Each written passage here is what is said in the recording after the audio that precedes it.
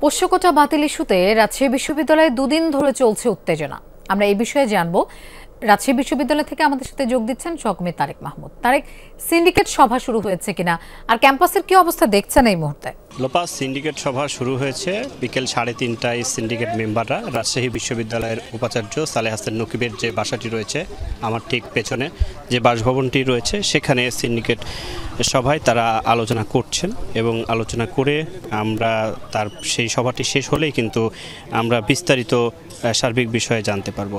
এবং এখন পর্যন্ত আমি যতটুকু তথ্য নিয়েছি যে সভা কিন্তু চলছে এবং গতকালকে পোষ্যকোটা পুনর্বহাল করার প্রতিবাদে কিন্তু দিনভর দফায় দফায় বিক্ষোভ করেছিল রাজশাহী বিশ্ববিদ্যালয়ের শিক্ষার্থীরা। এবং প্রথম অবস্থাতে গত পরশুদিন অমরণ অনশনে বসেছিল 3 জন শিক্ষার্থী।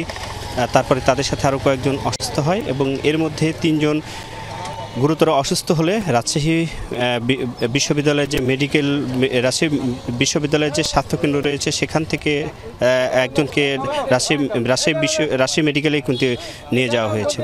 এবং তারপরে শিক্ষার্থীদের যে ক্ষোভ সেটি বাড়তে থাকে, শিক্ষার্থীরা ক্ষুব্ধ হয়ে ওঠেন এবং এরপরে প্রভিসি তিনি রাজশাহী বিশ্ববিদ্যালয়ের যে প্রশাসন ভবন সেখানে আসলে তার সাথে কথা কাটাকাটি হয় এবং এক পর্যায়ে প্রভিসিকে কিন্তু জুবিলি ভবনে সেখানে শিক্ষার্থীরা তাকে আটকে রেখে অবস্থান নেন এবং সেখানে কথা কাটাকাটির এক পর্যায়ে আমরা দেখেছি যে হাতাহাতি হয়েছে শিক্ষক, কর্মকর্তা, কর্মচারী এবং শিক্ষার্থীদের মধ্যে। এবং পোষ্যকোটা প্রত্যাহারের দাবিতে রাতে জুবিলি ভবনকে কিন্তু প্রভিসিকে অবরুদ্ধ করে রাখা হয় এবং প্রশাসনের কর্মকর্তা কর্মচারীদের সাথে আলোচনায় বসার পর যে সমস্যা না হয় উপাচার্যের বাসভবন ঘেরাও করে রাত প্রায় 3টা পর্যন্ত শিক্ষার্থীরা অবস্থান নিয়েছিলেন এবং শিক্ষার্থীরা বলছেন যে পোষ্যকোটা পুনর্বহাল সেটি পুনর্বহাল যে বাতিল করতে হবে এবং গতকালকে পোষ্যকোটার যে কার্যক্রম যে ছিল সেটি স্থগিত করা হয়েছে।